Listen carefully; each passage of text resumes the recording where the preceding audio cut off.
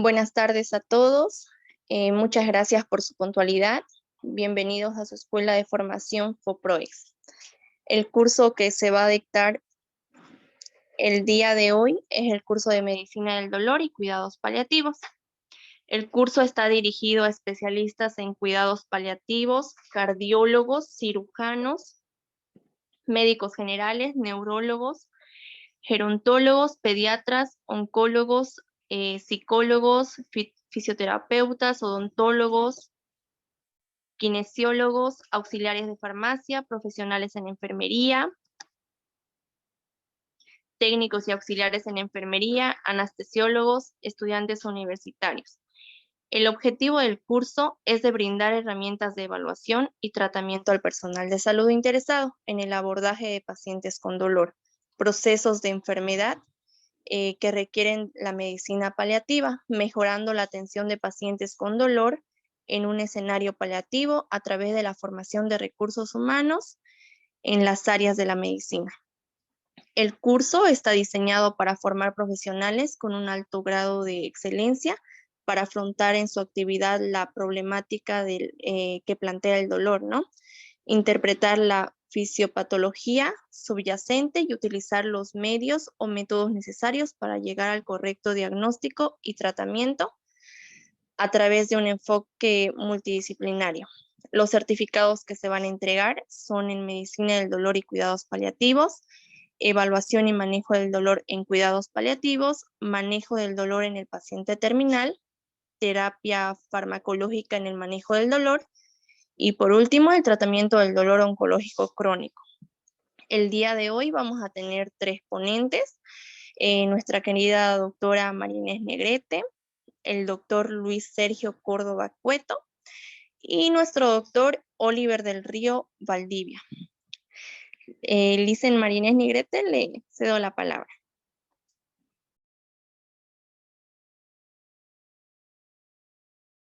Muy buenas tardes, gracias licenciada.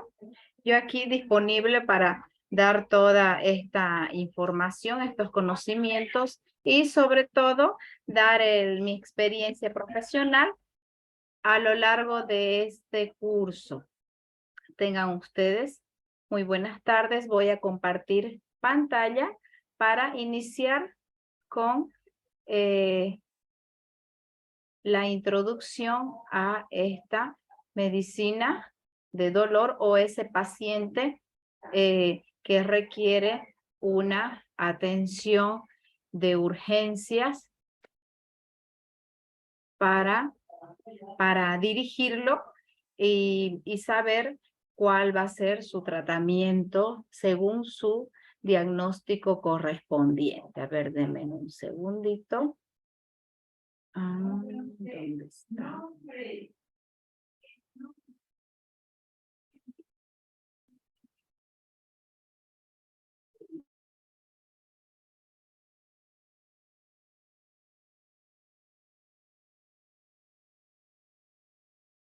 Un segundito.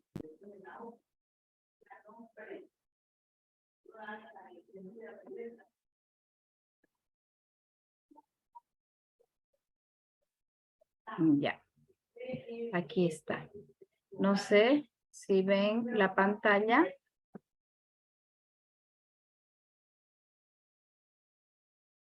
A ver.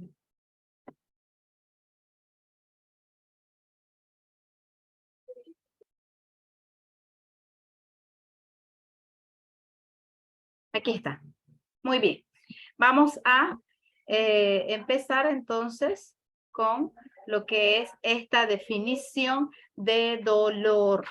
Esta experiencia, como menciona acá, tanto sensorial como emocional desagradable, asociada tal vez a diferentes signos y síntomas que puede venir de algún daño de los tejidos, algún daño en el organismo, en el equilibrio normal, ya sea ese daño real o un daño potencial, como está indicando acá en la diapositiva.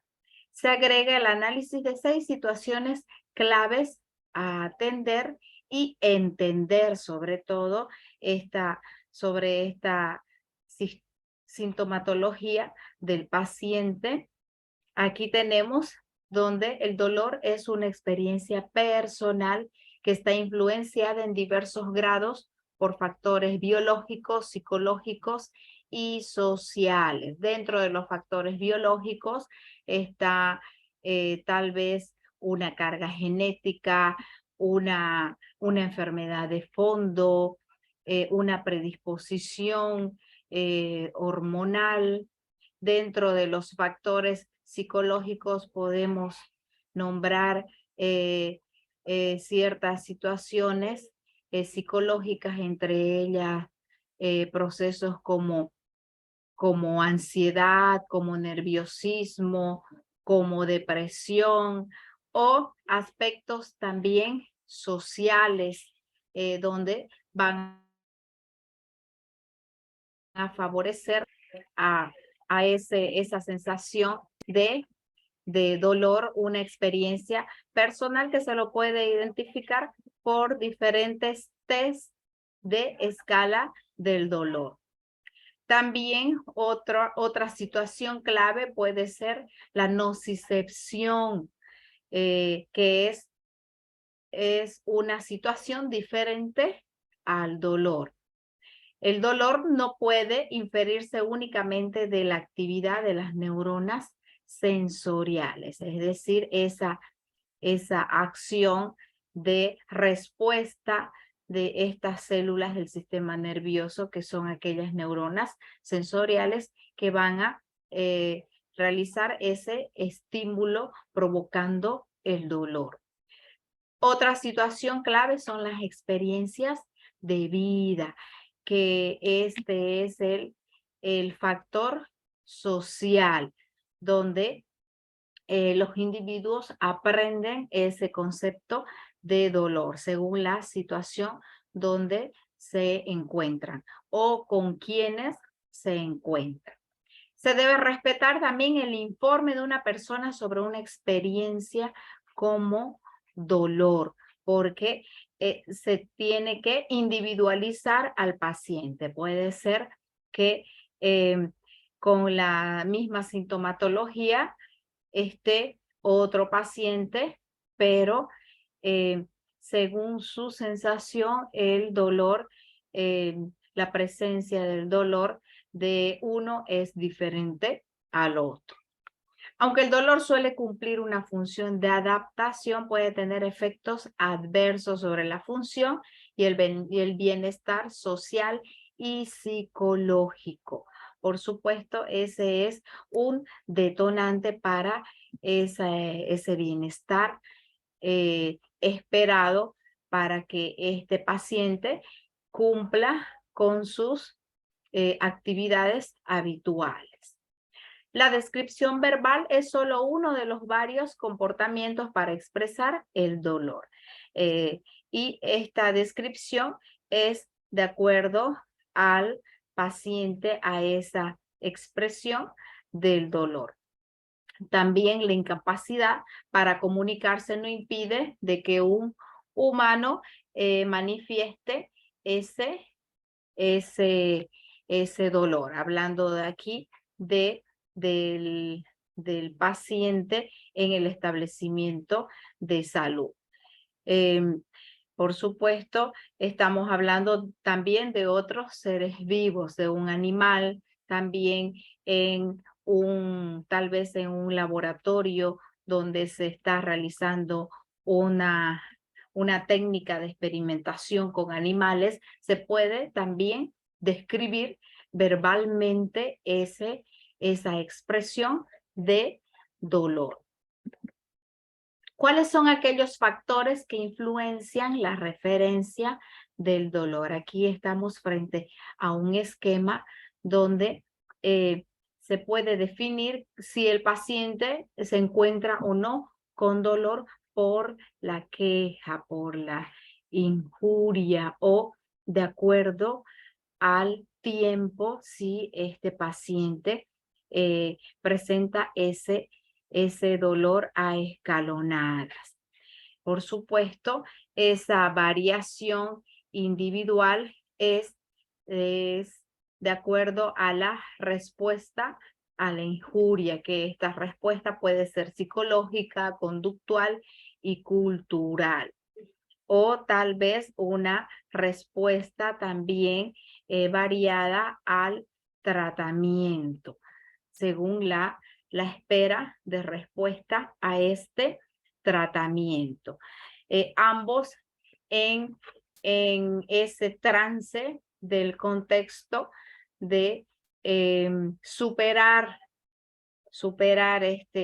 esta sensación de dolor o ese trance de guardar reposo para esperar ya sea el tratamiento, ya sea a las líneas de acción para que disminuya ese dolor. Las clasificaciones que van a encontrar en las distintas bibliografías, ahí tenemos el dolor de acuerdo al tiempo de evolución, según la fisiología y según la procedencia. Al tiempo de evolución está el dolor agudo y el dolor crónico. Agudo maligno, no maligno, crónico maligno. Dentro de los primeros, ahí tenemos diferentes procesos infecciosos como el reumatismo, el dolor neuropático también, dolor vascular, dolores traumatológicos por alguna afectación, tal vez una fractura, un accidente traumatológico. También estamos hablando del dolor agudo no maligno como el trastorno por dolor. Y el crónico maligno causado por un tumor, por resultado de una quimioterapia. Ahí se encuentra el dolor oncológico o en el paciente terminal. Según la fisiología está el nociceptivo y neuropático, que vamos a ir desarrollando esta diferencia en este contenido. El dolor según la procedencia, que puede ser a nivel periférico o a nivel central. A nivel periférico, somático y visceral, y el central, que es aquel dolor psicógeno. ¿Cuál es el nociceptivo? Es aquel dolor que surge de daño real o amenaza de daño a tejido no neural y se debe a la activación de nociceptores. Puede ser somático o visceral. Entre estos, aquí tenemos algunos ejemplos de dolor somático, como la gota, el dolor de espalda o la lumbalgia, la osteoartritis, la artritis reumatoides, el dolor somático, el dolor visceral, como la dismenorrea, la cistitis intersticial.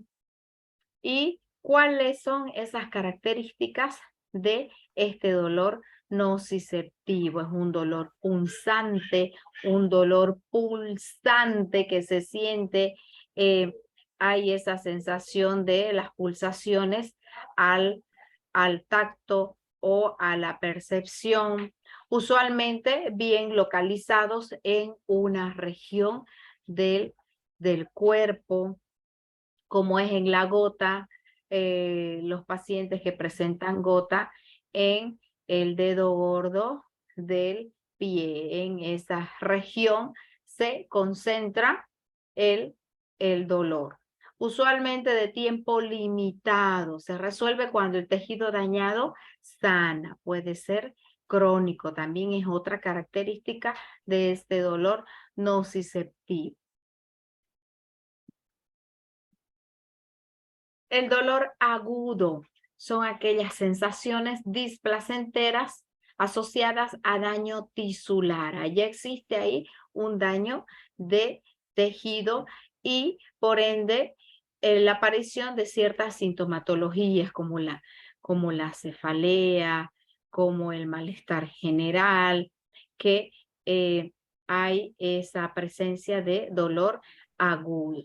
Por lesión directa también la injuria, la ruptura mecánica, el estiramiento, tal vez por un esguince, existe este dolor agudo. O por estimulación nociva, ahí estamos hablando de una inflamación, cuando existe una actividad ya del sistema inmunológico de respuesta frente a un agente infeccioso o no infeccioso que provoca esta inflamación. La aparición del dolor inmediata a la injuria y de relativamente corta duración. Estamos hablando en minutos en minutos o menor a 3 meses. El dolor fisiológico relacionado al daño y remite con la curación del tejido lesionado. Esto es debido al tratamiento, tal vez a la realización de una fisioterapia, una rehabilitación del tejido dañado, y existe esta curación y el dolor agudo fisiológico desaparece. Este dolor agudo también es una situación biológica de alarma, porque a partir de análisis complementarios, exámenes preliminares, se puede identificar si se debe a un proceso infeccioso o no infeccioso. Y se tiene que gestionar este dolor para investigar cuál es la causa. Los efectos secundarios del dolor puede ser, como aquí estamos viendo en con signo de interrogación, estos efectos secundarios que tal vez puede provocar procesos renales, hepáticos, gastrointestinales, hematológicos, ese desequilibrio en la hemodinamia, hipersensibilidad o presencia de alergia, de intolerancia. También estamos hablando de una alteración pulmonar o a nivel del sistema nervioso central, efectos a nivel cardiovascular también, esto entre algunos efectos secundarios que puede provocar este dolor agudo. El neuropático, a diferencia del nociceptivo, ¿a qué se refiere? Es aquel dolor causado por una lesión o enfermedad del sistema nervioso somatosensorial.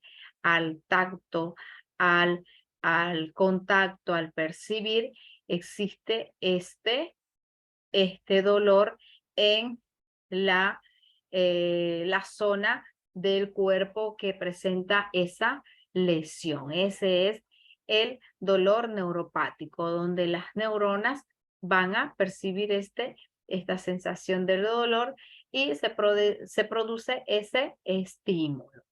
Puede ser periférico o central.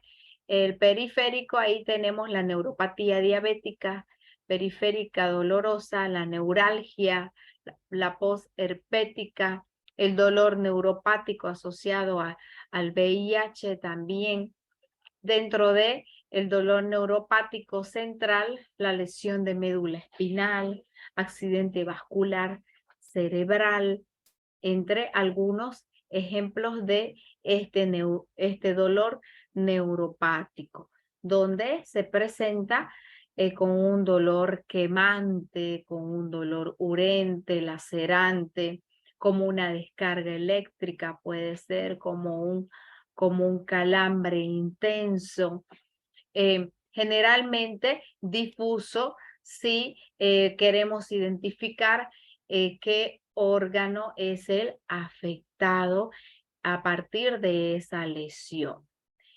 Frecuentemente con alodinia y o hiperalgesia.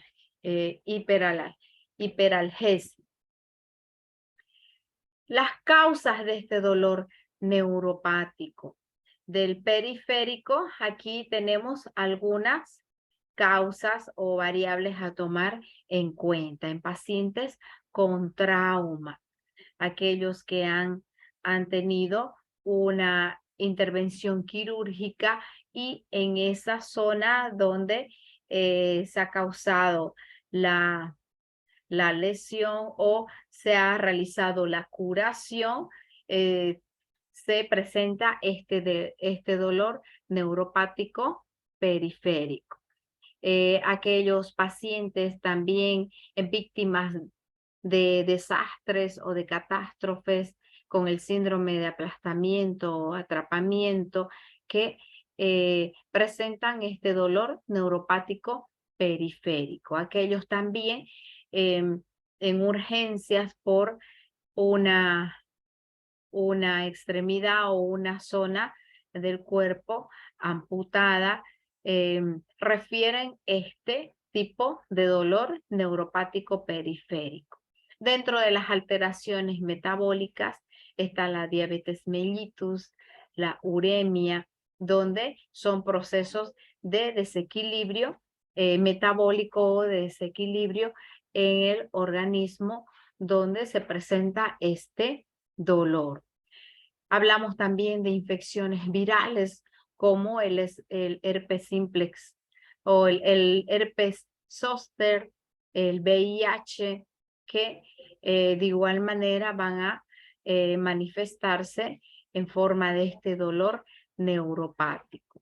La presencia de toxinas a partir tal vez de agentes quimioterápicos o en pacientes que han sufrido una intoxicación por alcohol también, donde presentan este dolor neuropático periférico. Los trastornos vasculares como el lupus eritematoso, la poliarteritis nodosa, entre aquellas afectaciones, ya estamos hablando del sistema inmunológico.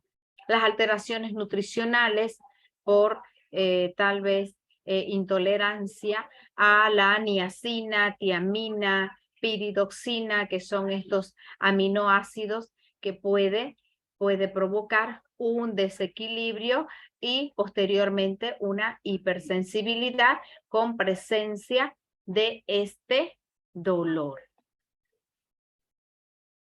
Efectos directos del cáncer también se encuentran en estas causas del dolor neuropático. Aquellos pacientes oncológicos con metástasis infiltrados y sus tratamientos, aquellos que están percibiendo esa quimioterapia, de igual manera van a presentar este dolor neuropático periférico.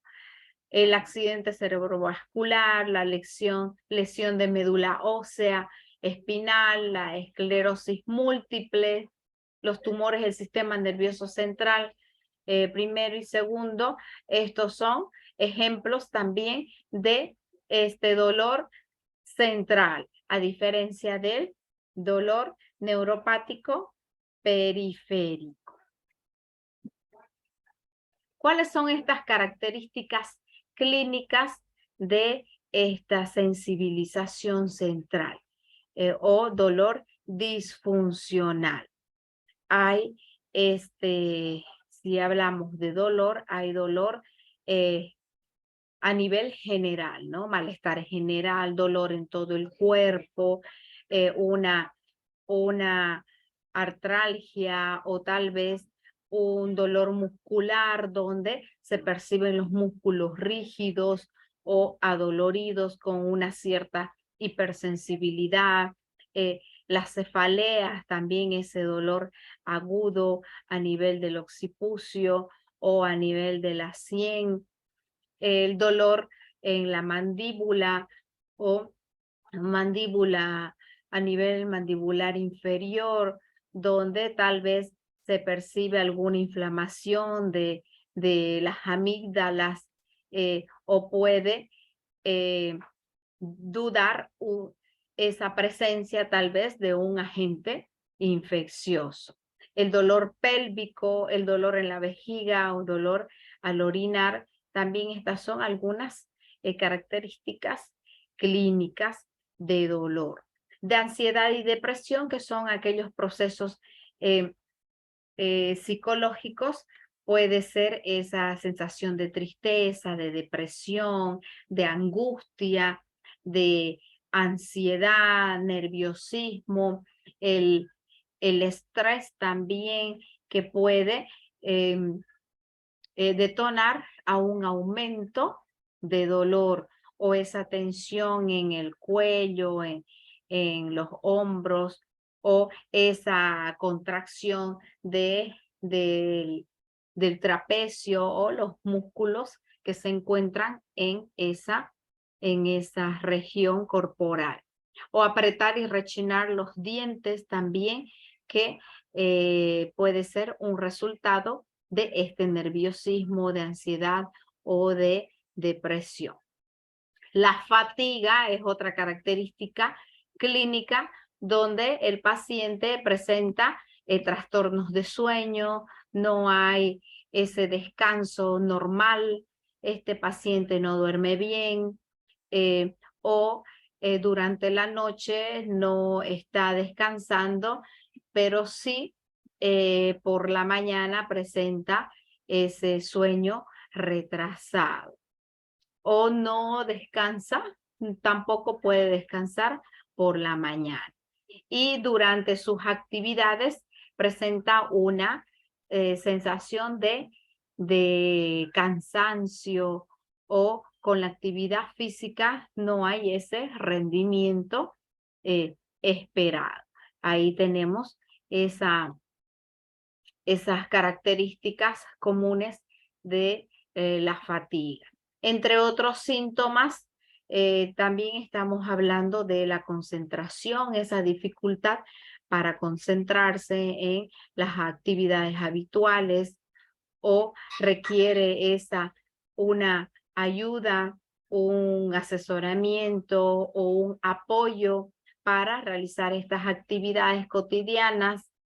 La sensibilidad también a la luz frente tal vez puede ser a procesos infecciosos que provocan estos dolores agudos, como es la conjuntivitis, una infección bacteriana o viral que causa este dolor, y se puede percibir esta sensibilidad a la luz, al viento, una sensibilidad ambiental.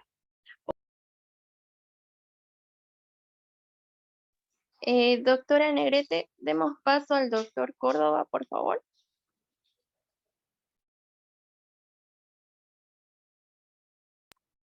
Claro que sí, claro que sí. Adelante. Bueno, les presentamos al doctor Sergio Córdoba Cueto, que cuenta con el doctorado en salud pública, con maestría en tratamiento del dolor crónico y la maestría en salud pública, además de la especialidad en medicina interna.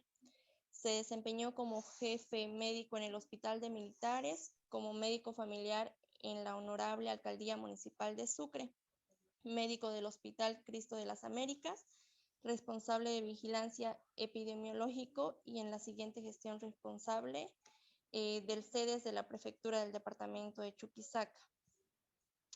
Sí, Doctor, buenas tardes. le damos la bienvenida. Buenas tardes. Voy a habilitar mi cámara para poderme presentar y luego compartir el documento. Buenas tardes. Aparte, soy docente en la Universidad San Francisco Javier de Chuquisaca, en la Facultad de Medicina. Doy la cátedra de Anatomía. Y bueno, voy a compartir el documento, pero no encuentro cómo compartir. Espera un momento, por favor. Ya. ¿Me confirman si está compartiendo? ¿Y si se me escucha bien? ¿Hola? Se escucha bien, doctor. ¿Se escucha bien? Ya, bueno, Está buenas bien. tardes, gracias. Buenas tardes. Entonces voy a empezar a compartir. Creo que mi colega dio todo lo que es la clasificación del dolor. A mí se me encargó preparar primeramente lo que son los cuidados paliativos, el dolor en los cuidados paliativos y su diagnóstico y su tratamiento, ¿no? Entonces, es importante definir algunos aspectos primeramente de qué son los cuidados paliativos, ¿no? Los cuidados paliativos, nuestro sistema de salud, por ejemplo, no está preparado para los cuidados paliativos en general. Después, mucha gente asume de que los cuidados paliativos son de resolución solamente de un nivel complejo, o sea, por decir tercer nivel. Y no es así, ¿no? Porque los cuidados paliativos es un tipo de atención sanitaria que la puede brindar no solamente un médico general o un médico con una especialidad, sino en muchos casos los tiene que brindar otro personal de salud, llámese enfermera, auxiliar de enfermería, etcétera, ¿no? ¿Por qué? Porque los cuidados paliativos no solamente se dan en un nivel complejo superior, sino también a cualquier nivel, ¿no? Entonces, el tipo de atención sanitaria que se debe prestar al final de la vida. Esto es importante recalcar. Esa es una persona que prácticamente no tiene ninguna esperanza de vida. Esto hay que puntualizarlo bien. Y que nosotros tenemos que brindar estos cuidados paliativos justamente para los últimos días que le queda de vida, tenga una calidad, cierta calidad de vida en lo posible, porque en muchos casos estas personas tienen afectación multiorgánica, son polipatologías y con síntomas y síndromes característicos propios de los cuidados paliativos. Uno de ellos es el dolor, ¿no? Entonces, el objetivo es mejorar la calidad de vida de ese paciente, de esos pacientes y los familiares. Esto también es importante, ¿no? Porque el aspecto familiar es muy importante en el paciente de cuidado paliativo. Y hay muchos casos que son dramáticos, ¿no? Pongamos el ejemplo de una mujer con cáncer de mama terminal. Generalmente en muchos casos es relativamente una mujer joven y no sabemos si incluso tiene familia, hijos en lo posible. Seguramente que sí. Entonces, es importante ver al paciente de cuidados paliativos que está concatenado a una familia, ¿no? ¿Para qué sirven los cuidados paliativos? Ayudan a prevenir y aliviar el sufrimiento. En definitiva, lo único que podemos dar a estos pacientes al final de la vida, que están en cuidados paliativos, es aliviar su sufrimiento. Dar un apoyo físico, emocional y espiritual.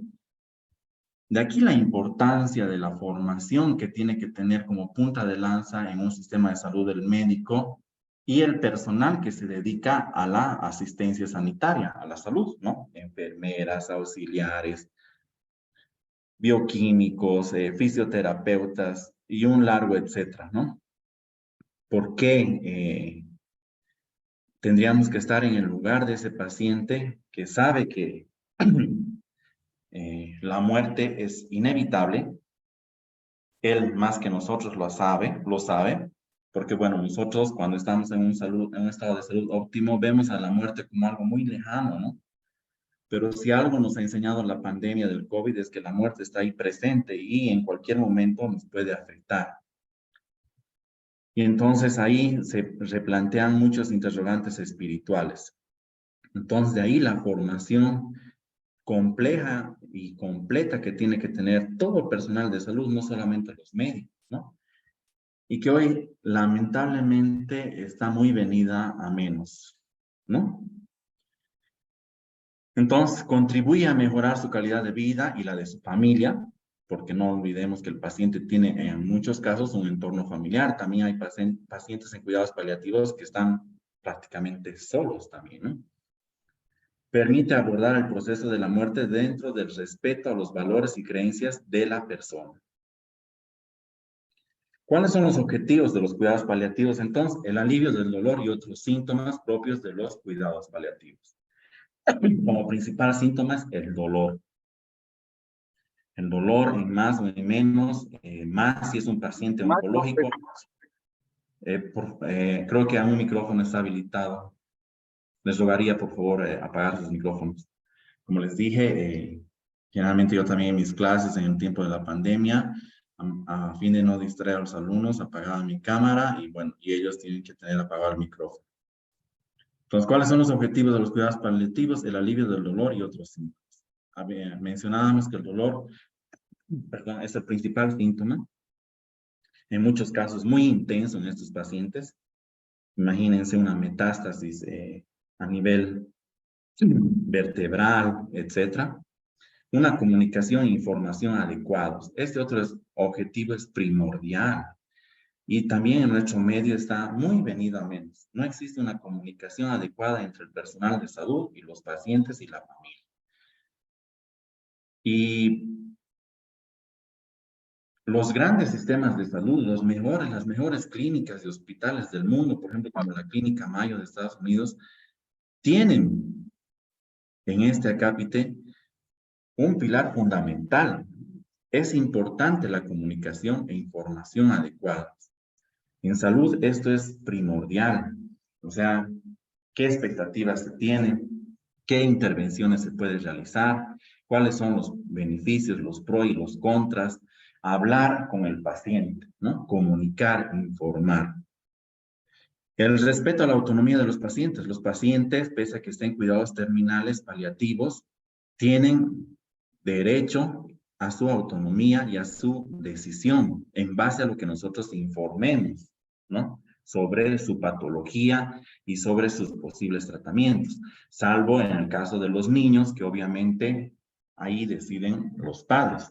Aquí si vemos son dilemas éticos propios de la medicina, del ejercicio médico, y que hoy en día incluso están legislados, ¿no? En lo que son las auditorías médicas, etcétera, ¿no? Si nuestro país tuviera, digamos, mayor énfasis en la auditoría médica, que no solo tiene que ser punitiva, sino también justamente correctiva, encontraríamos muchas cosas desagradables. El apoyo a la familia de las personas de cuidados paliativos o a los cuidadores. Hay muchas personas que solamente tienen un cuidador, ¿no? Ya no tienen familia, etc.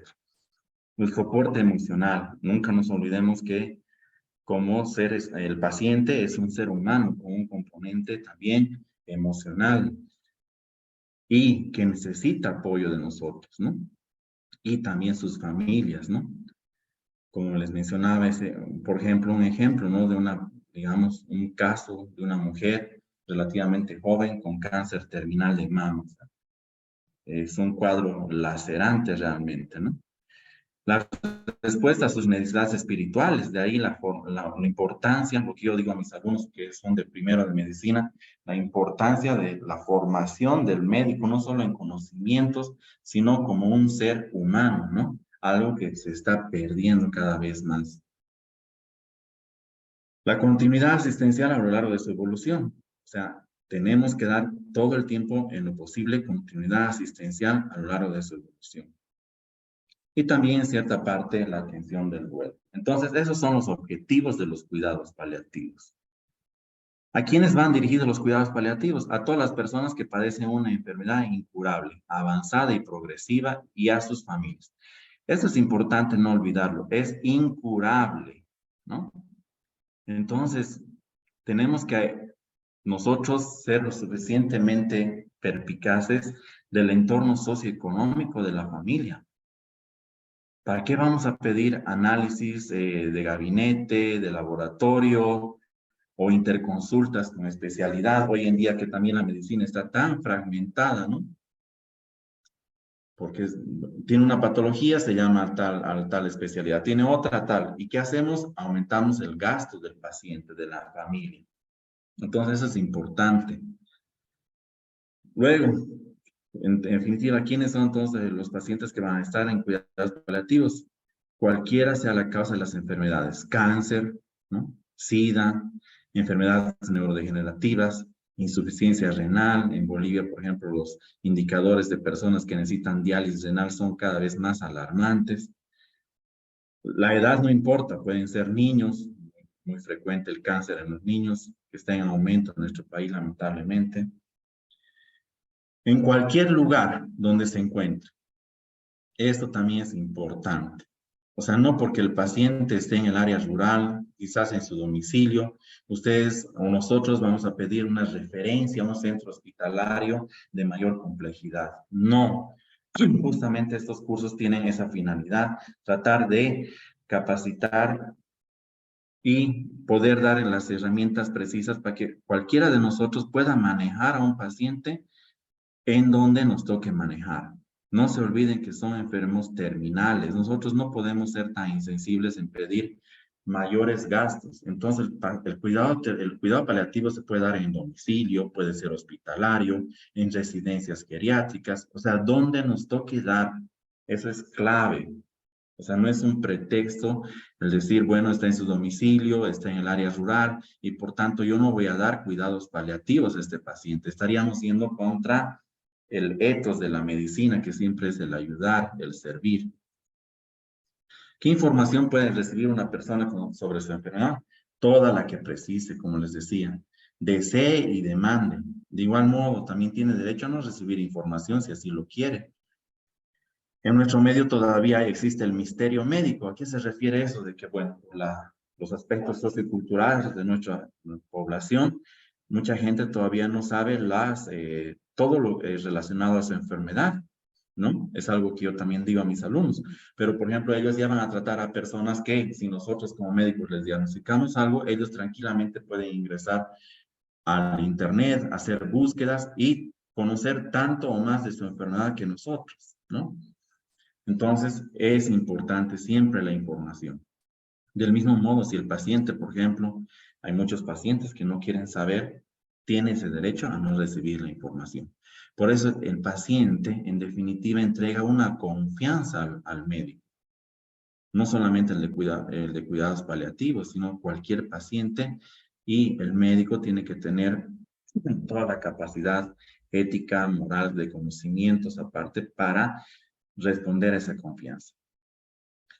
Ocultar o falsear la información es perjudicial, ¿no? Y en otros países incluso es hasta penado, aunque se haga con buena intención. Para evitar esta situación en la que se encubre información, es muy importante una buena comunicación desde el inicio, o sea, una buena relación médico-paciente, entre el profesional, el paciente y los familiares.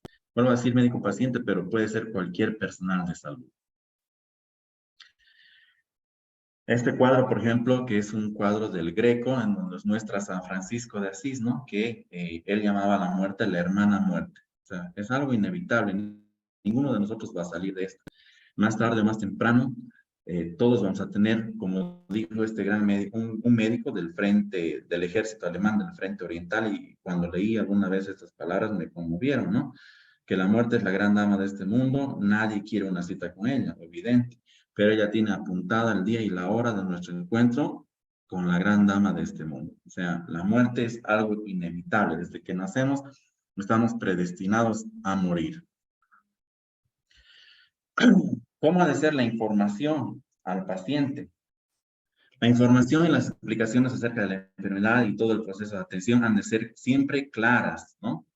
Adecuarnos a los aspectos socioculturales del paciente. No podemos hablar en términos muy técnicos, siempre cercanas y comprensibles. La información tiene que ser un proceso continuo, ¿no? Cualquier procedimiento que realicemos, mínimamente que sea invasivo o cualquier tratamiento, siempre tiene que darse la información al paciente. Y constituye la base del consentimiento informado, en definitiva, lo que está reglamentado en nuestro país. Pero como les digo, como tenemos pocas auditorías médicas, tampoco se enfatiza y es un indicador de calidad de gestión también. Cualquier decisión que tome la persona afectada después de recibir la información deberá ser respetada por el personal sanitario y en ningún caso supondrá la interrupción de la atención sanitaria. O sea, no porque no quiera realizarse un procedimiento o someterse a un tratamiento, nosotros podemos interrumpir la atención sanitaria. ¿Se puede decidir sobre el tratamiento a seguir o rechazarlo? Sí, las personas pueden aceptar o rechazar el tratamiento, como nos acababa de mencionar, ¿no? El tratamiento indicado, aunque sea el más beneficioso para su situación clínica, si así lo decide. O sea, la autonomía del paciente es importante. Por eso, el tratar a pacientes terminales con cuidados paliativos necesita de mucha paciencia, fortaleza, entereza, humanismo por parte del personal de salud. Solo en algunas situaciones el personal sanitario puede estar y actuar sin contar con la opinión de la persona afectada. Estas situaciones excepcionales son obviamente cuando existe un peligro para la salud pública, por ejemplo, una infección, una enfermedad infectocontagiosa grave, ante una urgencia inesperada que no permita demora en el tratamiento, y si no existe consentimiento previo de sus preferencias, ¿no? ¿Qué es la limitación del esfuerzo terapéutico? Es la retirada del tratamiento o no iniciar las medidas para el soporte vital. Esto ocurre cuando el equipo sanitario estima que en la situación concreta en la que se encuentra una persona, estas medidas ya son inútiles, ¿no? Es decir, no tienen posibilidad de proporcionarle una recuperación funcional con una calidad de vida mínima. Antes de tomar una decisión en este sentido, el equipo sanitario realiza un análisis de los datos clínicos y valora los riesgos y beneficios. No olvidemos siempre que mencionamos que el tratamiento del dolor es multimodal y multidisciplinario en la forma ideal, o sea, vale decir que está conformada por distintas profesiones y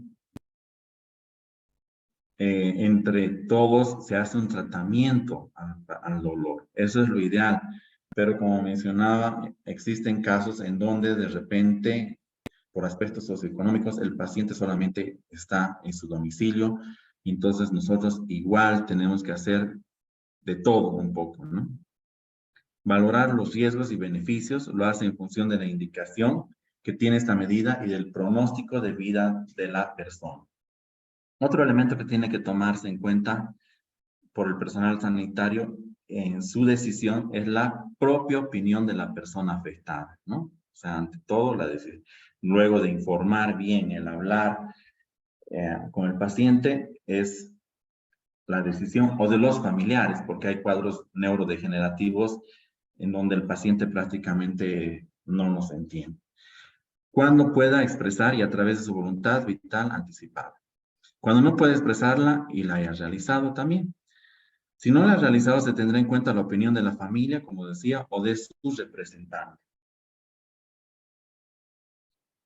Acá vemos un cuadro de los cuidados paliativos, podemos decir, pese al avance de la medicina, al final siguen siendo igual como ayer, ¿no? En un cuadro de Picasso, en donde se ve a un médico con una mujer moribunda, ¿no? Y con un pequeño al lado, ¿no? O sea, son dramáticos, son cuadros dramáticos en algunos casos, obviamente. Por eso de ahí la importancia de toda la formación y dimensión humana y de conocimientos que tiene que tener y de sensibilidad y empatía el personal de salud. Entonces, ¿qué valoración se puede hacer y cuál es nuestro plan de acción? Para dar una respuesta a las necesidades que tiene una persona en situación terminal y su familia, es necesario realizar una valoración que permita establecer un plan de actuación. Se debe hacer en un primer momento para determinar la situación terminal de la enfermedad. Posteriormente y de forma periódica debe realizarse para comprobar el alivio de los síntomas, ¿no? En todo lo que lleve esa etapa de cuidados terminales y las respuestas a las necesidades de otras nuevas, ¿no? En este caso, de acuerdo al curso, el principal síntoma de cuidados paliativos es el dolor, ¿no? Entonces, iniciar con los tratamientos adecuados, ver si existe disminución, alivio del dolor y en caso de no existir aquello, dar una respuesta con otras alternativas. ¿Cuál es el objetivo de esta valoración? Establecer un plan de actuación, como decía, que dé respuesta a las necesidades planteadas por el paciente y la familia en cada momento determinado. ¿Qué profesionales y recursos intervienen en su atención? ¿Dónde se realiza la atención del cuidado paliativo? Puede ser en su domicilio o en el hospital. ¿Qué tratamientos y cuidados precisa el paciente y la familia? Si tiene algún problema que debe ser tratado de forma urgente. ¿Se puede predecir el pronóstico de vida de una persona?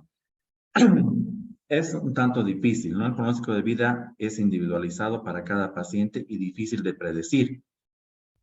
Los cuidados paliativos no pretenden acortar ni alargar específicamente la vida. Este detalle es importante, o sea, no pretendemos acortar ni alargar, o sea, por eso es importante ya no hacer intervenciones que a la postre causen, digamos, un daño económico a la familia que quizás no tiene los medios o que también causen sufrimiento al paciente.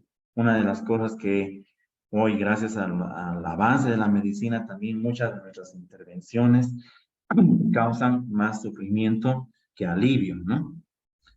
Sino procurar el mayor bienestar posible a través de una atención integral, porque es básicamente conducente. O sea, este paciente no tiene esto tiene que quedar claro, no tiene ninguna posibilidad de mejoría o de curación. Es un paciente que solamente está esperando el desenlace, ¿no? Y por tanto, nosotros como personal de salud tenemos que brindar en lo posible una muerte digna, un concepto que hoy en día está tan de moda. ¿Cuáles son los síntomas más frecuentes? Quienes padecen una enfermedad terminal pueden presentar diferentes síntomas. Como ya hemos mencionado, que el dolor es el principal síntoma, uno de los principales. También depende de la enfermedad y la fase en la que se encuentran, ¿no? Habíamos mencionado también de que generalmente esos pacientes en cuidados paliativos ya tienen más de un órgano afectado, más de un sistema afectado y más de una patología, ¿no?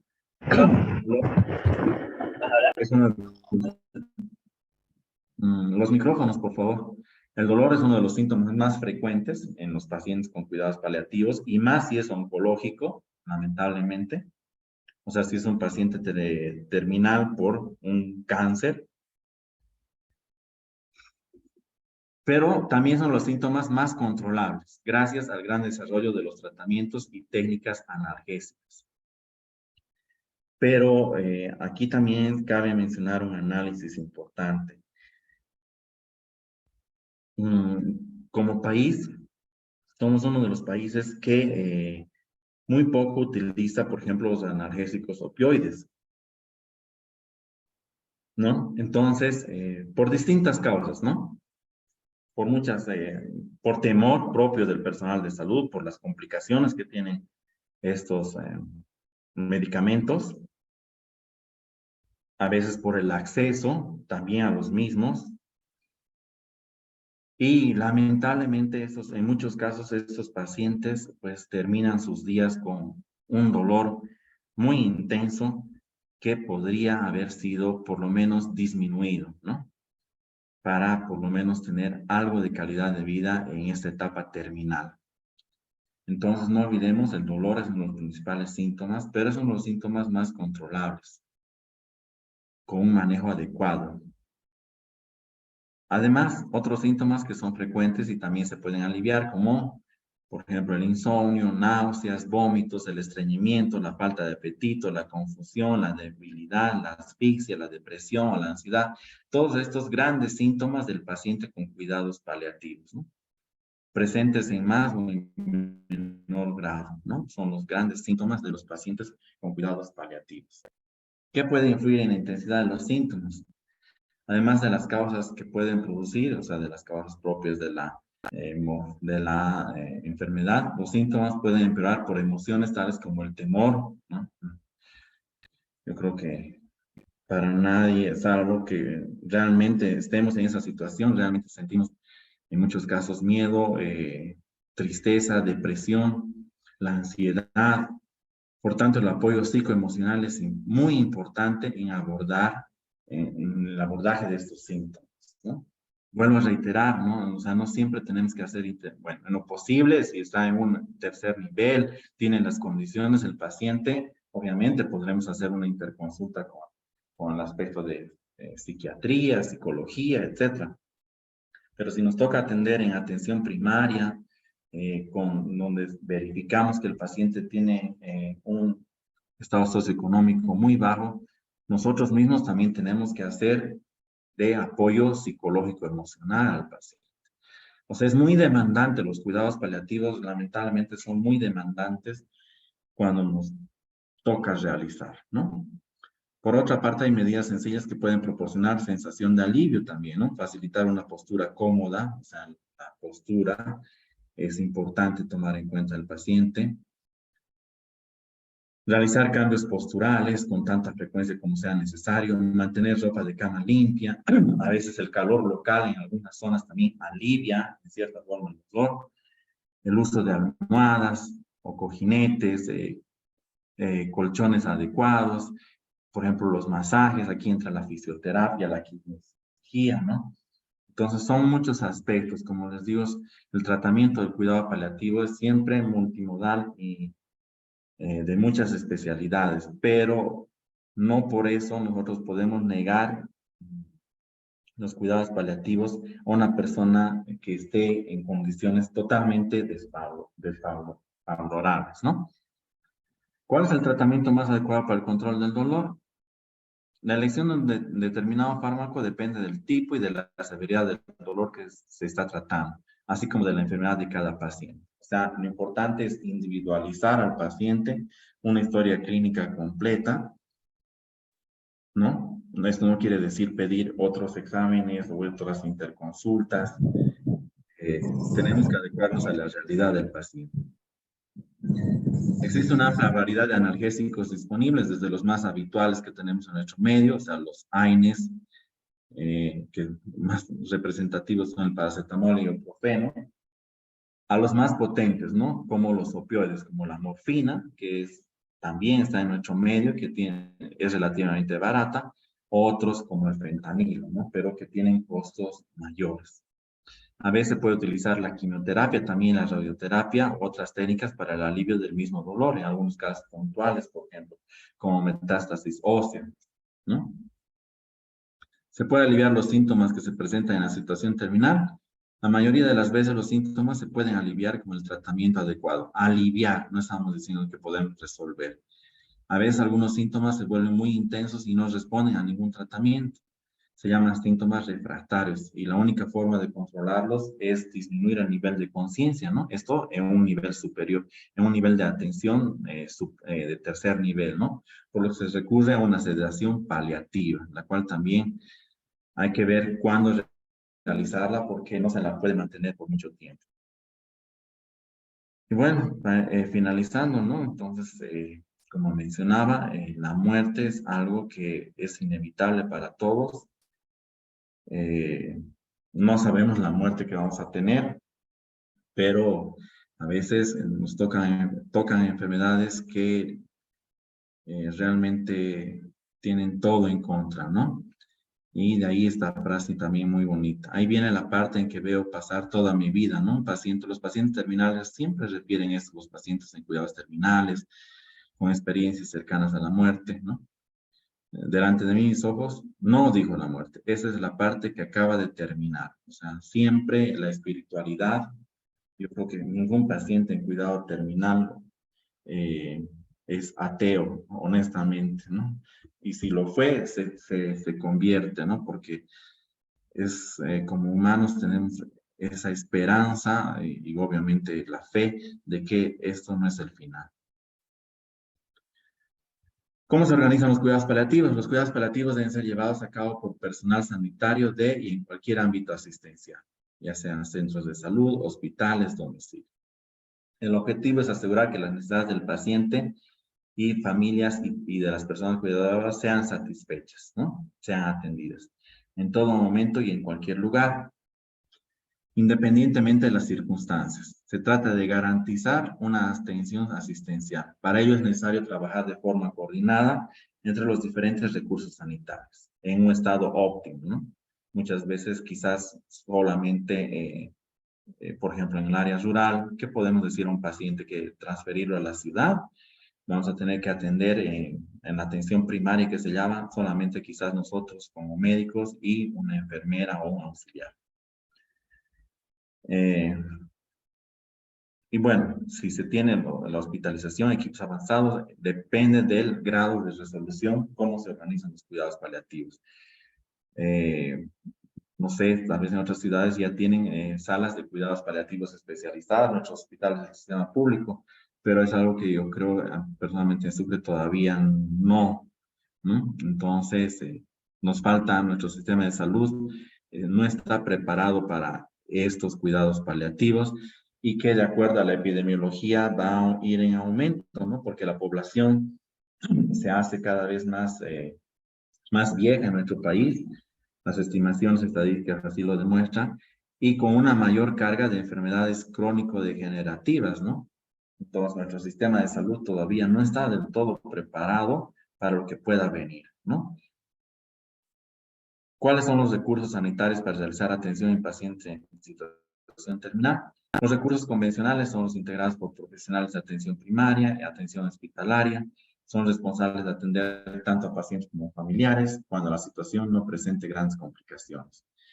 También tenemos recursos avanzados, como mencionaba, las unidades de cuidados paliativos, que están formadas por equipos de profesionales que dan una respuesta a las situaciones más complicadas, ¿no? O sea, ahí podemos tener desde nutricionistas, fisioterapeutas, médicos, enfermeras, psicólogos, psiquiatras, etc. Equipos de soporte de cuidados paliativos en un estado óptimo. Recursos de atención urgente están formados por profesionales de los servicios de urgencia, de atención primaria, hospitalaria y domiciliaria. Bueno, eso es en cuanto a lo que es los cuidados paliativos como introducción, ¿no?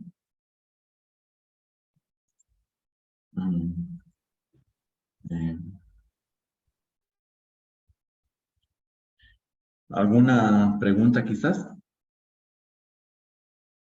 Doctor Sergio, buenas tardes. Sí, buenas tardes. Buenas tardes. Sí, buenas tardes, le escucho. Le habla Aide desde Tarija. Muy bonito el curso. Quería pedirle si me lo podría poner en pantalla, el mensaje donde le dice, creo, ¿cómo era? La muerte es la gran dama, ¿puede ser? Ah, sí, ¿no? ¿Está viendo? ¿Se está viendo? Sí, sí. Sí. El primero. Creo que es el primero. Sí. O sea, sí. Está bien. Sí, esta frase cuando leí un libro hace mucho tiempo atrás que se llamaba, era un libro escrito por un médico de la Segunda Guerra Mundial del Frente Alemán, ¿no? Entonces tiene como introductor esta frase porque, bueno, él luego va desarrollando en su libro que muchas veces vio a soldados totalmente destrozados, pero que pese a todo eso salieron y vivieron. Y otros soldados con una simple bala fallecieron. Y eso es una verdad, ¿no? Para todos los que no estamos en salud, sabemos que hay una hora y una determinada, ¿no? Entonces, y nadie va a salir de esto. Por eso este gran santo, San Francisco de Asís, hablaba de la hermana muerte como una hermana, ¿no? Como algo temeroso. ¿A dónde va esto más allá del romanticismo? A que un paciente, vuelvo a reiterar, un paciente de cuidado terminal, es un paciente desahuciado, O sea, no tiene ninguna. Nosotros haríamos mal dando falsas esperanzas o pidiendo o haciendo intervenciones o interconsultas de subespecialidades, digamos. ¿Con qué finalidad? Con ninguna. Tal vez lo único que quiere el paciente de cuidado terminal es mucho apoyo espiritual y el médico o el personal de salud en general tiene que tener cierta formación espiritual, ¿no? Porque imagínense que les hagan una pregunta de tipo filosófica espiritual y qué podemos contestar si no tenemos esa capacidad también desarrollada. Y por eso acá viene, por ejemplo, para San Francisco de Asís, la muerte era pues la liberación de esta vida y el encuentro con nuestro creador, ¿no? Obviamente si somos creyentes, pero como les digo, o sea, no creo que exista un paciente en cuidados paliativos y si hubiera sido ateo, ese momento se convierte, porque realmente es pues algo aterrador sentir la presencia cercana del fin inevitable, ¿no?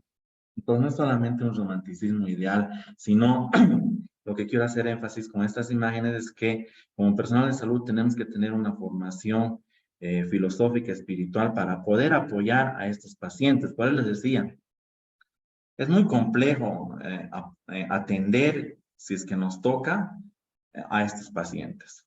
De hecho, en la salud hay que ser realistas, en la salud pública, en el sistema público, nadie los quiere atender, ¿no? Porque es un gasto. En otros países cada vez más se están desarrollando equipos de atención de cuidados paliativos de forma privada y obviamente cuando el paciente tiene posibilidades y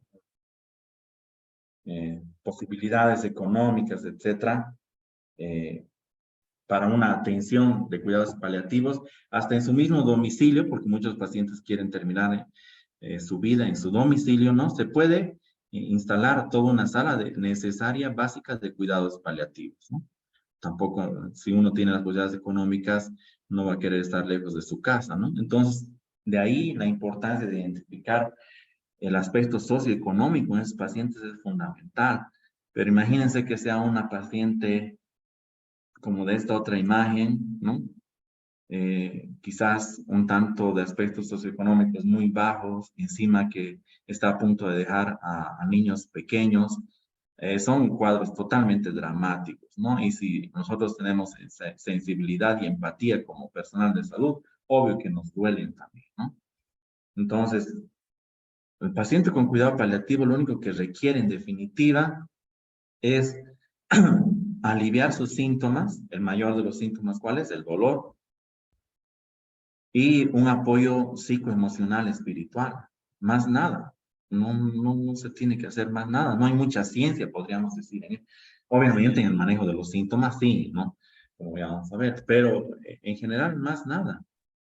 Cualquier otra cosa que intentemos hacer o estamos yendo en contra de del mayor principio de la medicina, que es la ética, ¿no? Algo que también yo recuerdo a mis alumnos es con el respeto que todas las carreras se merecen, ¿no? Realmente el médico al final cuando hace su juramento, hace pues un juramento de índole filosófico, espiritual, pero se compromete ante algo divino, o sea, jura ante un ser superior, ante Dios, pónganle el nombre que quieran. Entonces es un juramento que hace el médico ante algo superior y divino, o sea, es una de las pocas profesiones que tiene ese compromiso, ¿no? Ya. ¿Alguna otra pregunta más?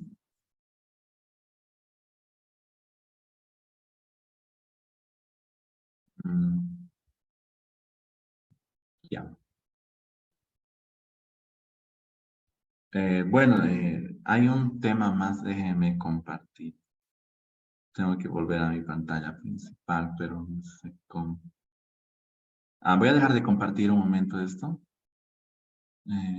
Dejar de compartir para volverles a compartir el otro tema, ¿no? ¿Me están escuchando, no? Sí, doctor. Ya.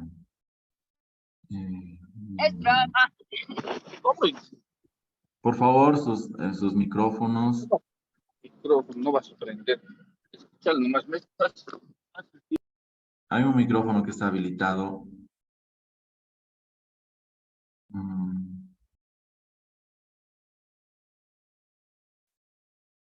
Esperen, no puedo volver a la sala, solo un momento. Eso es, ya.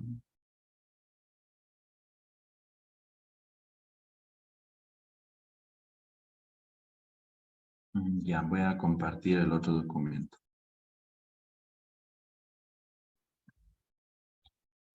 Ya, no sé si están viendo. ¿Están viendo? Sí, doctor. Ya. Entonces, el otro tema para hoy día es, bueno, habíamos mencionado que el paciente de cuidados paliativos, uno de los grandes síntomas que tiene y al cual podemos y debemos tratar es al dolor. No podemos ser tan insensibles en dejar morir a ese paciente con un dolor terrible, ¿no?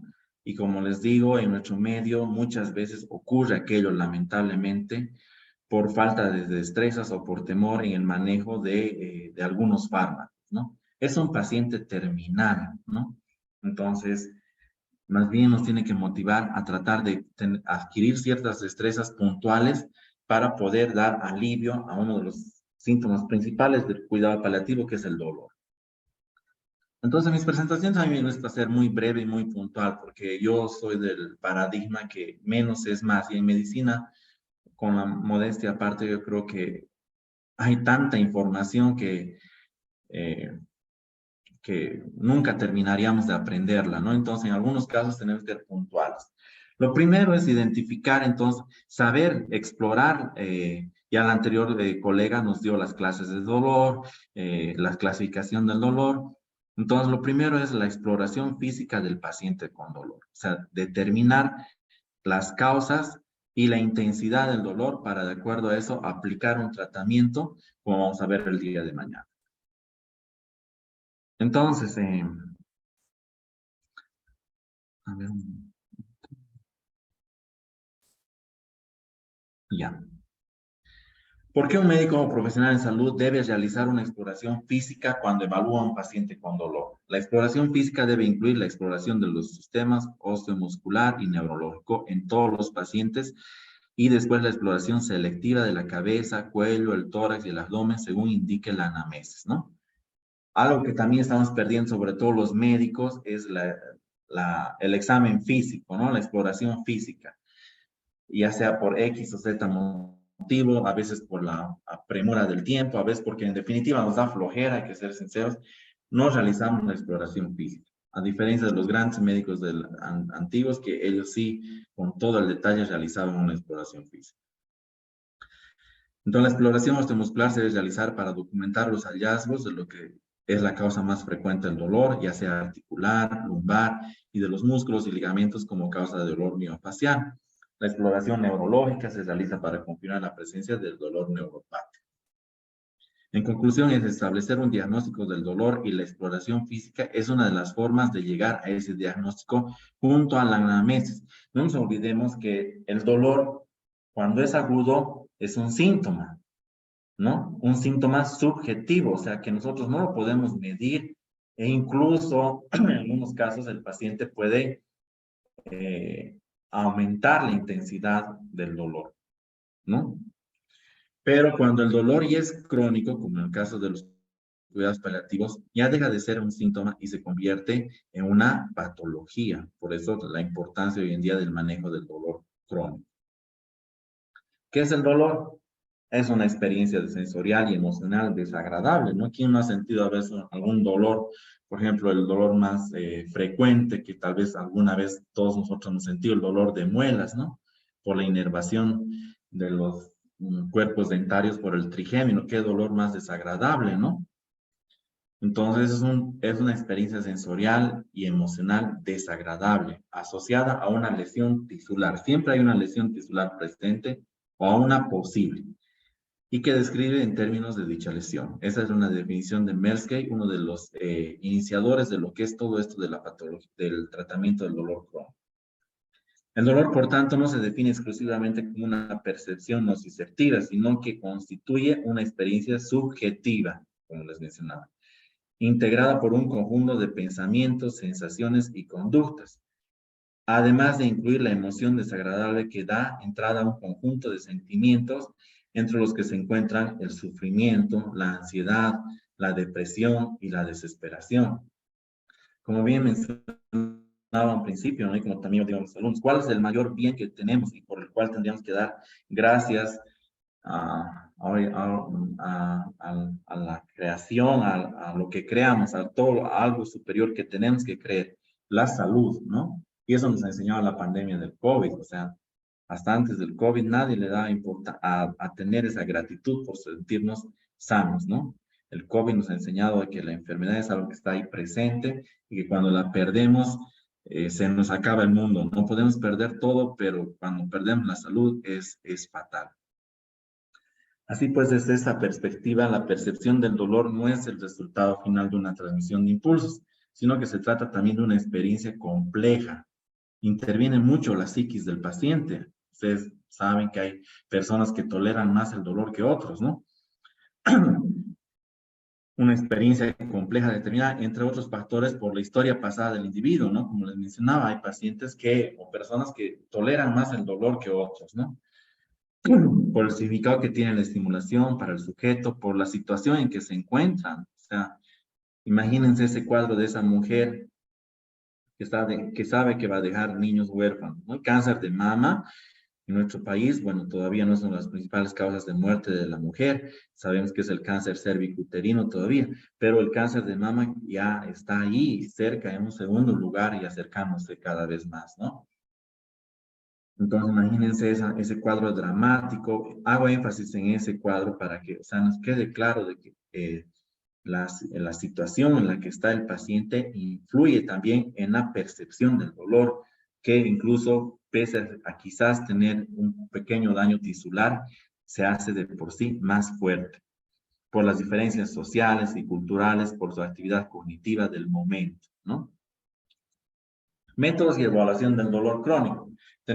Estamos hablando de que diferenciando, el dolor agudo es una cosa y el dolor crónico es otra. Generalmente en los pacientes en cuidados paliativos, no generalmente, casi siempre el dolor que aqueja es un dolor crónico, ¿no? ¿Qué métodos tenemos? Primero, los subjetivos. Existen 3 abordajes básicos para medir el dolor clínico. Conseguir la información subjetiva del paciente, observación de la conducta del enfermo, ¿no? La postura, la facies, etcétera. Utilización de instrumentos para medir las respuestas autonómicas del dolor. Por ejemplo, generalmente a veces, si es muy intenso el dolor, hay hipertensión, hay taquicardia. No siempre. Sabemos que en medicina 2 más 2 nunca es 4. Es posible que el mejor indicador sea la descripción subjetiva del mismo, realizado por el propio paciente, ¿no? Entonces, es importante ganarse la confianza del paciente, de que realmente nosotros podemos ser un alivio en esta situación crítica en que le toca vivir. Porque yo creo que personalmente yo quisiera tener otro tipo de muerte, ¿no? Dormir y no despertar más, no una enfermedad terminal. La entrevista clínica debe ser completa, antecedentes, características del dolor, hábitos, nivel de educación del paciente para adecuarnos siempre a él. La situación sociofamiliar es importante, no dejarla pasar como un dato no menor, porque interviene en el tratamiento del dolor. Somos cuerpo, alma, espíritu, en definitiva, mente. ¿Dónde le duele? ¿Por qué? ¿Por dónde se distribuye? Las preguntas clásicas, ¿no? O sea, para la exploración física del dolor. Para esto podemos utilizar un topograma, que son las metámeras, ¿no? La distribución de los nervios a nivel sensitivo de la piel. Por eso también importante un conocimiento de anatomía, sobre todo, eso es muy exigente para los médicos, ¿no? Para el tratamiento del dolor, ya sea para bloqueos, o para el diagnóstico, la anatomía nos sirve de mucho, no es porque sea docente de anatomía, pero es muy importante. Características del dolor, desde cuándo le duele, cómo es que le duele, qué tipo de dolor es, qué sensación lo tiene, lo atribuye a algo, lo relaciona a algo, todas esas cosas que son propias de la semiología, de la anamnesis, se tiene que realizar. Es importante valorar si tiene pensamientos asociados al dolor. tiempo en el que emplean en el pensar en el dolor. Por ejemplo, hay muchos pacientes que, pese a no tener un dolor muy fuerte en intensidad, pero no dejan de pensar en el dolor. Entonces, a veces tenemos que hablar y decir que al paciente que como coloque en segundo plano eso y piense otras cosas. Ustedes saben, todo empieza de la mente, ¿no? Hoy que está tan de moda esto del despertar de la conciencia y demás, como pienso, siento y como siento, actúo. O quizás creencias emocionales asociadas al dolor. Circunstancias que modifican el dolor en intensidad y en frecuencia, la postura, por ejemplo, determinar aquello, ¿no? Hay algunas posturas que el mismo paciente nos dice, cuando yo me agacho un poco o comprimo esta zona de mi abdomen, por ejemplo, el dolor disminuye en intensidad y en frecuencia, doctor. Escalas de valoración.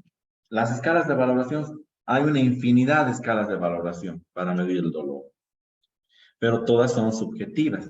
Las principales son la analógica, la visual, la EVA, ¿no? La que todos utilizamos, y la de la expresión facial diseñada por Wong, que es muy útil, sobre todo en los niños. Esta escala analógica visual de EVA permite medir la intensidad del dolor con la máxima reproducibilidad. Básicamente consiste en una línea horizontal de 10 centímetros en cuyos extremos se encuentran las expresiones extremas de un síntoma. En el izquierdo se ubica la ausencia o menor intensidad y en el derecho la de mayor intensidad. Se le pide al paciente que marque en la línea el punto que indique la intensidad. Se mide con una regla milimetrada la intensidad expresada en centímetros o en milímetros. Y acá tenemos una imagen de la escala visual analógica, la EVA, que no es otra cosa que lo que acabo de mencionar. Y entonces acá tenemos que ganar la confianza del paciente para que, porque vuelvo a reiterar, es algo subjetivo, o sea, definitiva, el dolor es difícil siempre medirlo, pero la experiencia, el ver el todo en el paciente nos ayuda a corroborar la relación que nos da el paciente. Y la escala de Walk, ¿no? De dolor, de las caritas, ¿no? Muy propia en los niños utilizadas, ¿no? Métodos objetivos. Entonces aquí pasamos de lo subjetivo a lo objetivo, a tratar de medir el dolor más objetivamente. Todo método que permita una valoración del dolor independientemente del paciente representa la mejor manera de entender y tratar el dolor, obviamente, pero no siempre es posible. Valoración por parte de un observador, en este caso nosotros, o sea, por eso como les digo siempre, o sea, el médico, no, lo primero que tiene que ver es la faz, o sea, lo que nos enseñaba en la semiología clásica, ¿no? Ver los ojos del paciente, los ojos nunca mienten, ¿no? Ver el rostro del paciente. Esto es más utilizado en el dolor agudo sobre todo, ¿no? Porque el crónico ya he mencionado, es un ente psicopatógeno, ya que se valora el comportamiento externo del paciente, agitación, ansiedad, expresión facial, muy utilizada en los niños, ¿no? En casos neonatales, por ejemplo, esto es muy importante, la fase del neonato. Es uno de los indicadores más específicos, ¿no? Para la valoración del dolor. Determinación de los cambios fisiológicos son los fenómenos controlados por el sistema nervioso central autónomo, ¿no? Parámetros respiratorios, aumento de la presión arterial, frecuencia cardíaca, sudoración. Esto es más, la parte objetiva es más en el dolor agudo. Y un paciente en cuidados paliativos puede tener dolor agudo, pero generalmente más va a tener dolor crónico, porque ya son pacientes a los que se les ha realizado en muchos casos tantas intervenciones, ¿no? Poniendo el ejemplo, el cáncer de mama, en muchos casos, a esas mujeres se les ha hecho cirugía oncológica, que como tiene sus luces y sombras, no es que la solución a todo, se les ha hecho vaciamiento de ganglios axilares, provocándoles un linfedema, o sea, otro dolor agravado. O sea, son pacientes que han convivido con el dolor, que han pasado tantas penurias, ¿no? Test farmacológicos de uso habitual tanto para el diagnóstico como terapéutico. Esto también es importante, se lo puede realizar. Entre los más usados pueden mencionar el test de la lidocaína, ¿no? Es la infiltración, es la aplicación de este anestésico, que sabemos que es un anestésico, y ver qué tanto disminuye el dolor, ¿no? Más utilizado para el diagnóstico diferencial de todos aquellos síndromes que cursan con afectación del sistema nervioso simpático. La prueba se realiza mediante la perfusión intravenosa de una solución diluida de lidocaína a 1.5 miligramos kilogramo en suero salino isotónico con una concentración de 0.5 a 1 miligramo ml y pasar en venta 30 minutos. Esto siempre tiene que ser realizado en lo posible con la asistencia médica, incluso tal vez del anestesiólogo. Siempre nos tenemos que cuidar las espaldas, ¿no? Pero es solamente para colación, para que sepan que también mediante un test farmacológico, que hay otros, ¿no? Como la morfina epidural, etcétera, podemos diagnosticar el umbral del dolor, la intensidad del dolor. Pero los que nos guía siempre es la clínica, ¿no? Y también los grandes síndromes dolorosos, ¿no? Que son específicos en su tratamiento. Sabemos que, por ejemplo, un cáncer de páncreas va a tener un dolor intensísimo. O sea, ahí no, ¿para qué medir escala de EVA? Sabemos que es un cáncer, es un síndrome doloroso que cursa con un alto, con una escala muy alta de dolor. Puntos claves para la exploración. Y para concluir, los puntos claves para la exploración clínica del paciente con dolor. Una exploración física exhaustiva, entonces, para no olvidarse. Resulta esencial para la evaluación y es la base del diagnóstico o más probablemente de múltiples diagnósticos de dolor del paciente con dolor. Esta habilidad se adquiere con la práctica, ¿no? La experiencia, la clínica. El explorador debe estar muy familiarizado con la localización anatómica de todos los sistemas explorados y con la variedad de manifestaciones fisiológicas. De ahí la importancia de, sobre todo para los médicos, de la anatomía, la fisiología, la fisiopatología. Algo que yo les digo a mis estudiantes de medicina es, si ustedes saben anatomía, fisiopatología, semiología y farmacología, van a ser buenos médicos, porque es la base de la atención, ¿no? Claro, eso complementa con la especialidad que escojan, pero saber la anatomía, la fisiología, fisiopatología, semiología y farmacología es la clave. La adquisición de habilidades y la acumulación de experiencias en la realización de una exploración física exhaustiva constituye la base del reconocimiento de todos los posibles signos que puedan encontrarse y de cómo orientan a un diagnóstico individualizado del dolor. Entonces, estos puntos claves para la exploración del dolor, porque estamos hablando de dolor en el paciente con cuidados paliativos. Que dependiendo del síndrome doloroso, porque hay síndromes dolorosos específicos, ¿no? No es lo mismo el paciente con SIDA que el paciente oncológico, por ejemplo, ¿no? Entonces sería muy largo de hablar esto. Y bueno, eso sería en cuanto a las presentaciones del día de hoy, lo que preparé. Como les dije, me gusta, sé que por pedagogía no se puede tener la atención más de 2 horas. Espero lo comprendan los organizadores del curso. Y mañana, bueno, con lo que tendríamos que continuar es con el tratamiento del dolor crónico en cuidados paliativos y el tratamiento como un síndrome específico del dolor oncológico, ¿no? ¿Preguntas? Doctor, muy buenas tardes. Sí, buenas tardes. Soy Ramiro, le llamo desde la ciudad maravilla del departamento de La Paz.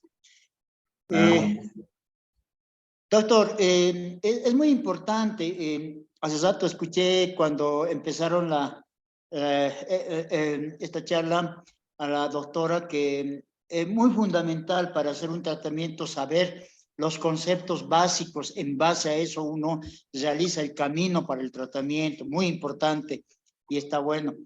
A lo que usted decía también en la segunda era de que se tiene que hacer de una manera muy empática, que ahora los médicos el término de humanidad se están olvidando, pero sí, había que hacer un tratamiento con mucho criterio, y para eso es lo que usted, todo lo que usted ha hablado es muy importante para llegar a eso, doctor. En cuanto a la exploración, es muy importante ver sufrir a nuestros pacientes, ¿no? Porque tener el respeto humano a un paciente es mucho y eso nos falta.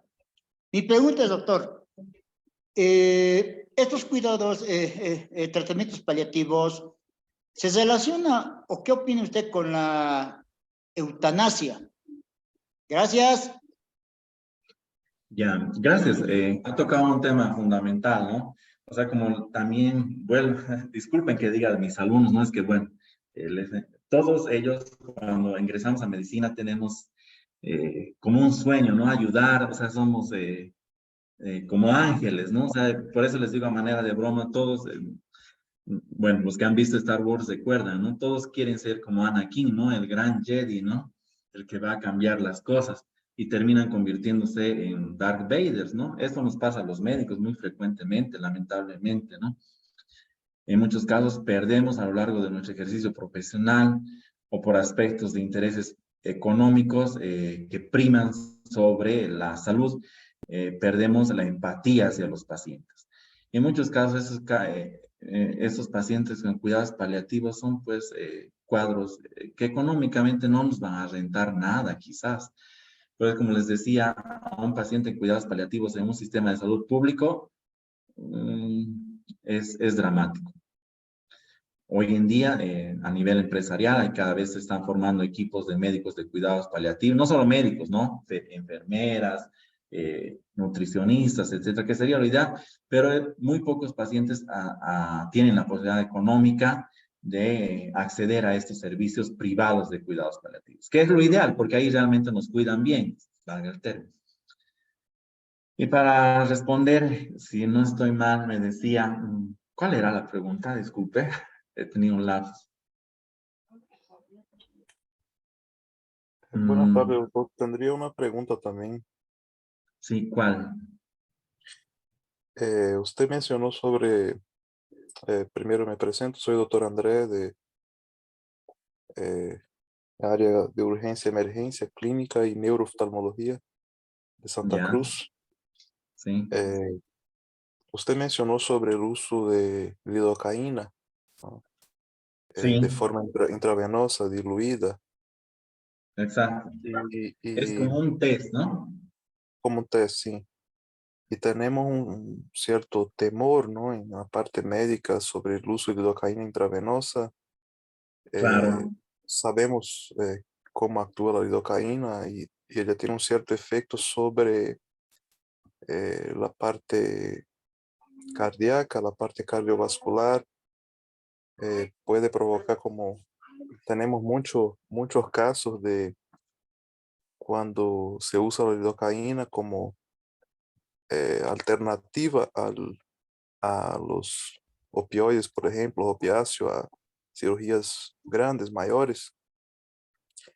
Pero hay efectos como mareo, sedación, tinnitus, convulsiones, arritmia. exacto. ¿Cómo podríamos usar esa medicación, pero con seguridad, que no tengamos tanta inseguridad y podamos utilizarla sin ese temor? ¿Y qué podríamos hacer en caso de algún efecto de esos que el lidocaína nos venga a complicar? Como bien mencionaba, este test, o sea, solo he puesto como ejemplo, porque sé que en el curso también no solamente estamos médicos, pero hay otros test también, ¿no? Pero esto no quiere decir que no se lo pueda utilizar. Y cuando bien presentaba esta diapositiva, dije, esto es en un caso de mayor complejidad, ¿no? O sea, un dolor, digamos, que no podamos cuantificar, un dolor muy intenso. Y cuando recurrimos a estos test, obviamente tenemos que tener todo el apoyo multidisciplinario. Y yo lo dije, ¿no? Tiene que estar presente, por ejemplo, un anestesiólogo, no solo él quizás, sino también hasta, por ejemplo, un equipo como tal de terapia intensiva, porque nos puede provocar, como tú dices, una arritmia, una hipotensión, y tal vez tendremos que reanimar al paciente.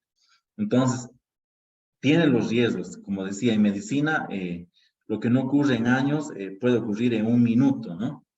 Son procedimientos riesgosos y justamente por temor a estos, obviamente muchos pacientes conviven con el dolor. Entonces, es una dificultad propia de nuestro medio, más también los médicos tenemos temor en algunos casos, es evidente, porque por querer hacer, este test está descrito en la bibliografía, por si acaso, la dosis tal cual está descrito en los libros de tratamiento del dolor. Esa es la dosis, no es ni más ni menos, pero como bien mencionan los libros, también tiene que ser con apoyo multidisciplinario, ¿no? Y realizado en un nivel de mayor resolución por las potenciales complicaciones que dices tú, ¿no? Pero no quiere decir esto que no se los pueda emplear. Por eso justamente hoy también está, no de moda, ¿no? Sino que ha surgido esto del tratamiento del dolor crónico como una nueva rama de la medicina, ¿no? Porque sobre todo a nivel de los países un poco más desarrollados, Europa, podemos decir, un ejemplo, cada vez existen pacientes en cuidados terminales, ¿no? Y en cuanto a lo que me decía el anterior médico, la eutanasia, y está ya lo recordado, efectivamente, medicina por eso es muy complejo, o sea, son dilemas éticos, ¿no? Muy complejos que no podríamos discutirlos en una sesión, incluso algunos pacientes, en algunos lugares ya se ha probado, ¿no? A criterio personal, por ejemplo, yo les digo, a ver, por ejemplo, si a mí me diagnosticaran un cáncer, por decir un cáncer de páncreas, si es que me diagnostican a tiempo, yo no me sometería a nada absolutamente. O sea, a ningún tratamiento de quimioterapia, radioterapia, a nada absolutamente. Es más, sé que el desenlace va a ser fatal, como médico sé aquello, y que trataría el poco tiempo que me queda de disfrutar la vida en el buen sentido de la vida, ¿no? Y a mí qué lindo sería que me puedan poner, digamos, realizar la eutanasia, ¿no? Una muerte asistida, que todavía no está legalizada en nuestro país, por una parte, ¿no? Porque terminar con un cáncer de páncreas, yo creo que para nadie es grato, ¿no? O sea, hay cáncer y cáncer, o sea, es mi derecho, es mi vida, al final, digamos, o sea, como quiere decir, bueno, yo quiero morir, escoger el momento, pero la ley, la legislación no me lo permite. Entonces, la medicina, por eso, es un conjunto de profundos dilemas ético-morales también, ¿no? Que pasaríamos horas de horas de discutirlo, pero que en otros países ya ha avanzado mucho, ¿no? Porque tienen estos casos a diario y cada vez más, y lo que mencionaba, nuestro sistema de salud no está preparado para lo que se nos pueda venir, ¿no? Y no sabemos lo que se nos pueda venir con esto de los estilos de vida. Hoy en día la gente, por la importancia de cuidarnos nosotros, ¿no? Hasta la OMS tiene una política que es el envejecimiento saludable. Y que no es que vamos a ser inmortales, sino vivir en el mayor tiempo posible sin enfermedad. Eso es lo ideal. Y para eso, ¿quiénes son los que tienen que cuidarse? Somos nosotros mismos, ¿no? Parafraseando a San Agustín, ese gran santo, decía él, ¿no? Cuida de tu cuerpo como si fueras a morir mañana y de tu alma, cuida de tu cuerpo como si fueras a vivir para siempre y de tu alma como si fueras a morir mañana. Y hoy en día, ¿quién hace eso? La ciencia médica nos dice que el dormir es importante. Todos dormimos tarde, dormimos mal, peor si es fin de semana, nos trasnochamos. La suplementación, la alimentación. Hoy en día, por ejemplo, desde la anatomía, en las revisiones bibliográficas, sé que el órgano de la longevidad es el músculo, por ejemplo, ¿no? Y los adultos mayores pierden músculo, es la sarcopenia, ¿no? Entonces, pero ya se puede prevenir aquello. Hay hoy en día la evidencia médica científica de que hay suplementos que nos previenen de la sarcopenia, porque si nosotros preservamos la masa muscular y obviamente el ejercicio, ¿no? Pero también muchas veces no podemos hacer ejercicio, etcétera. O sea, es un montón de cosas que lo importante es, yo no quisiera llegar, como les decía, a cuidados terminales paliativos, porque es un drama. O sea, sé que no existe lo ideal en cuidados paliativos. Esa es mi respuesta definitiva. Todo tiene su riesgo y también todos tienen sus contraindicaciones. Lo único que hacemos es tratar de aliviar, no es que lo vamos a reponer. Tratar de aliviar ya sea el gran síntoma, que en este caso es dolor, o los otros síntomas, ¿no? Pero lo ideal es no llegar a cuidados paliativos, en la medida de lo posible, y para eso es el autocuidado, ¿no? Todos nosotros como personal de salud deberíamos estar más enfocados en aquellos y transmitir a nuestras familias incluso. Bueno, no sé si hay alguna otra pregunta más. Bueno, y para finalizar, sí, estos test tienen sus riesgos, ¿no? Por eso esto tiene que ser realizado en un tercer nivel, con un equipo multidisciplinario y con todo el apoyo necesario, tener a mano un desfibrilador, etcétera, etcétera. Pero no por eso no podemos dejarlos de realizar también, ¿no?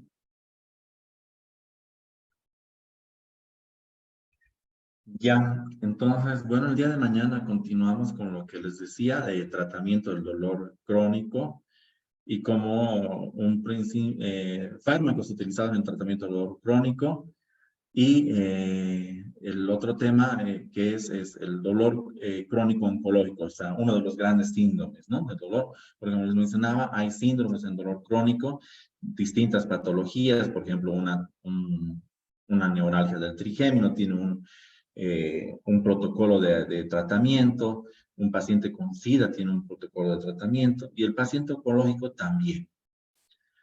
Bueno, gracias y nos vemos mañana. Hasta luego. Doctor, disculpe, ¿Sí? hay preguntas en el chat. Ah, ya, sí. No he visto. A ver. Buenas tardes. La práctica clínica.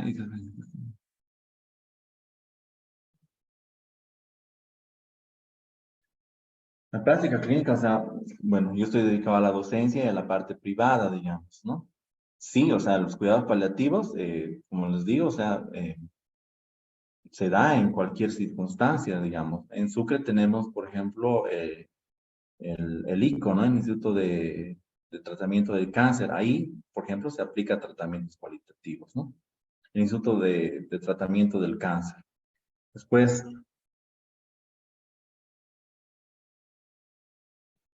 ¿qué requerimientos necesita una unidad de cuidados intensivos paliativos de tercer nivel? Ah, bueno, se necesita, bueno, desde una cama especializada, un colchón especializado, asistencia respiratoria, equipos de monitoreaje, de intubación. O sea, básicamente es como una unidad de cuidados intensivos, la unidad de cuidados paliativos. ¿Ya? Bueno, nos queda 1 hora, no sé qué más podemos hablar de 1 hora. Los otros temas son mañana, que voy a hablar de los otros 2 temas. Bueno. Bueno, entonces nos vemos mañana. Gracias y hasta luego.